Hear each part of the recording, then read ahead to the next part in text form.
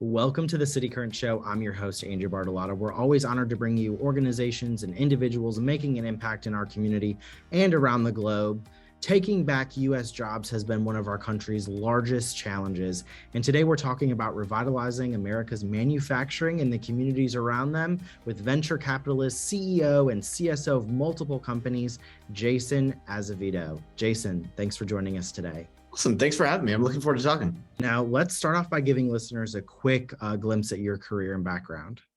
Yeah. So I started in the manufacturing industry at the ripe old age of 15. My brother and I started our first manufacturing company. I was starting, I think, my sophomore year of high school, but really came from a factory background where my father worked on the factory floor on graveyard for 28, 29 years.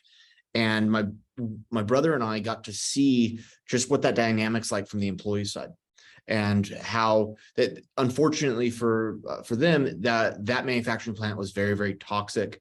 So it taught us basically the negatives that you could get out of this from a family standpoint and from a community standpoint. And we decided to flip the script, that it was time to revitalize what the manufacturing sector was, is, and could be, and have proceeded to buy or build our own manufacturing companies throughout all sorts of different industries.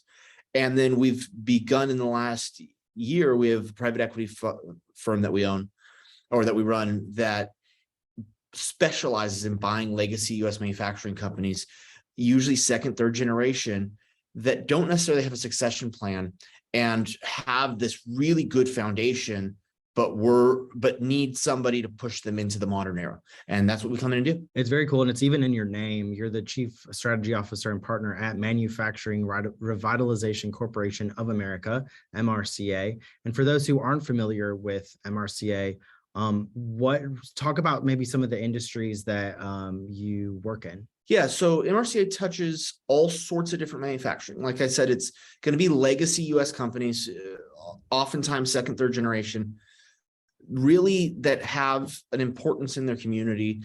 We try to look for, but it really does go in all sorts of different things, whether it be sheet metal to plastic moldings to the automotive industry, the retail industry. We really kind of have a very wide breadth of it. And as we acquire these companies, we actually have a 10-year window that we'll acquire for 3 to 5, build them up, strengthen them, connect them all on a national scale with all the employees.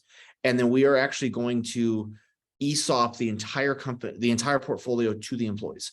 So the employees will truly actually own the factories that they work in. There is a fiscal benefit for our investors, and that's there. So we really did balance how to make a good business with also truly taking care of the people and the communities that these companies are inside of. When I was learning more about your company, we are also an ESOP, and I had never heard of that before working here. And so it can be confusing at times. Is there a sort of quick layman's term description that you would say to the general public on what an ESOP is and the benefit of it? Because it really does change generations of workers that are putting their heart and soul in their jobs. At some point, the ownership says, hey, I'm going to sell you the entire company. And the way they do it is a 100% profit share until it's paid off. So basically the owner says, hey, I'm just going to give all the profit to there's going to be profit share. You'll get your shares over time. It creates, first off, this magic word that a lot of people don't even know exists anymore, called a pension for these manufacturing employees. So it hits that generational, it really stays there. The other important part for us was, we are in private equity, but we don't operate like a private equity company for most reasons. We truly operate as manufacturers. And what we didn't want to do is go in and tell a bunch of people, hey, we're buying your legacy company, and we're gonna do all of this work to protect legacy, and then I might just go sell it to somebody else who's not. Mm-hmm. So by transferring that ownership to the employees, the control of those companies stays at the community level. And now you're truly protecting the legacy, and also you're creating this generational rollover of this national company that people get to participate in at the community level, but have the firepower of a national organization. Talk about today's manufacturing facility. So when normal people think about manufacturing, they've got this Charles Dickens dirt floor, grease flying everywhere, Tiny Tim losing an arm. That is what's stuck in their head. And frankly, it got ingrained in us through school. I was a product of being told, do not go into manufacturing, do not go into manufacturing, do not go into manufacturing. I didn't listen, but that is the reality that for the last 20, 30 years, we've been telling Americans. Well, if you take a look at like the new Tesla fly-throughs with their drones through their new factories, these things look like showrooms. They're brightly lit with white floors and safety mechanisms everywhere. It's a whole different world. And what's happened is innovation has allowed the factory worker to not have to do things that are necessarily hard on their bodies anymore. They're controlling mechanisms that do the dangerous, the dirty, the monotonous work. And they're using what humans are best for, which is their ability to problem solve and to monitor and to really use the brain power more than the hand power. The reason why it's important to communities, there is no other industry that I know that across the entire industry with zero education, you can walk into the company and they will train you on site. There is virtually no ceilings because they want that leadership coming from the floor level. You will never meet a manufacturer that doesn't say, I would rather my upper management come from the floor than from a school. So it's a way to truly change the futures. The other part of it is manufacturing jobs for communities are important because many of the jobs are the only jobs that at 2:30 you're actually done. So that ends up being your little league coaches, your volunteers, because that isn't okay, well, I'm going to take home all of this extra work. No, you can't. It's stuck in the plant. You actually go, that work-life balance actually starts creating a balance.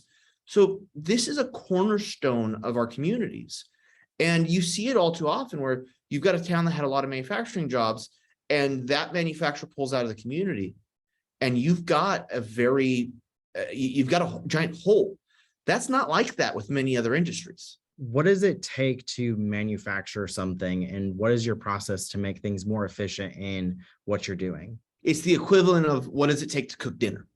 Well, depends what kind of dinner you want and what the recipe looks like. And for all intents and purposes, manufacturing is very similar to cooking. If you're a very good cook and you know the processes and you got the skill sets, you can read pretty much any recipe and get through. And that, frankly, engineering departments create recipes and manufacturing makes the product. When we go in to take a company to the next level, to expand them, to grow them, it sounds cliche, but the first thing we do is sit down and talk to people. There's nothing better than that. Oftentimes when we look at a company, someone will have worked there 30 years, some of the longest tenured employees. So you go talk to them and go, hey, what sucks here? What hurts? What don't you like? And you'd be amazed once you can build that trust that they will tell people that things that they've been afraid to say over the years. So I'll give you an example, like some of the, I really think this just happened at a plant that we had, that they had been using a loading ramp that one of the guys goes, I think it's really unsafe, but I wasn't allowed to buy a new one. And we're like, you feel it's unsafe, show it to us. And it was clearly unsafe, but they'd done it for years. So they knew how to make it safe, but it wasn't what it should have been. Within hours, we were like, okay, we got to get new ramps here. And that trust of, hey, I say something and someone's going to actually look into it is very, very important. And so that's the first thing is usually people on the floor know where the problems are. And they're the ones who have to deal with them all day long. So we start there and then start working on how do you fix enough of them or explain to somebody, hey, that one shouldn't be fixed, but maybe it's just replaced with something else. A lot of the times people go in and they go, where's upper management? I want to speak to them first. But really the day-to-day people know some of these fine-tuning things, like maybe it's the rolls of whatever material they're using, just by changing the direction of it, or maybe getting it hung differently so they can pull it, or whatever it is, that would make a huge difference, not only for their value in what they're doing. And then you have an employee that's happier to be there, and it just a trickle effect. So it's really cool that you go in and you talk to people that are getting their hands dirty and saying, okay, what's unsafe? What don't you like? And how can we fix it? And then actually do it. Now, you mentioned that you started your first business at the ripe age of 15. What advice do you have for entrepreneurs who are maybe on the younger side, or have been trying for a long time, and they're just wanting to stand out amongst the crowd? What are some tips that you would give entrepreneurs? First and foremost, cut the noise out. We started our company in February of 2007, and everyone knows what happens in late 2007, early 2008. Markets just, they erupt. And my brother and I had people around us, don't start a business. It's good. The markets are too bad. They had every reason on earth why this was stupid. And one person made a mistake and goes, don't do it because you're going to lose everything you have. And it snapped us out of it. I was 15 years old. I had $600. What is this person telling me? I'm going to lose everything. And we took a step back and realized all of the stuff they were telling us was the reasons why they weren't doing it. Mm-hmm. And we were starting to just take their belief system and make it ours. Well, once we started truly looking at what we believed and finding people who had done it before, now everyone's like, great, go for it. And it frees you to really expand. That is the utmost importance, is you got to make sure that what the business you're running is what you think it is, not what other people are telling you it should be. Yeah, I think so. A lot of times, in whether it's starting a new business or starting a new role or changing your career, we have this head trash that really comes from not only within sometimes the self-doubt, but a lot of from other people. And you'd think that people would want to encourage a 15-year-old to go and do it now because you have less risk. But like you said, the time that you were doing that in 2007, 2008 is very, it's sort of what we're going through or about to go through or maybe going through now.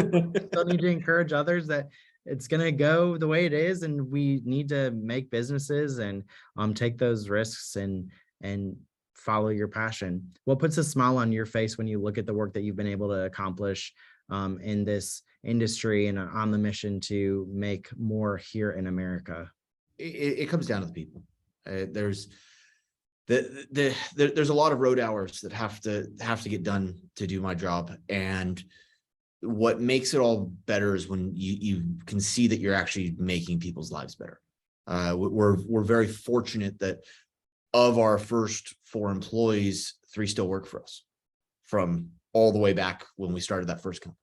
So that means more than pretty much anything else. You really realize you're fixing that a system that doesn't have to be the way it is currently. That's super cool, especially to go in after you purchase a company, and then 6 months, a year, 2 years later to go back in and see these employees under even better conditions most of the times, and that they're thriving.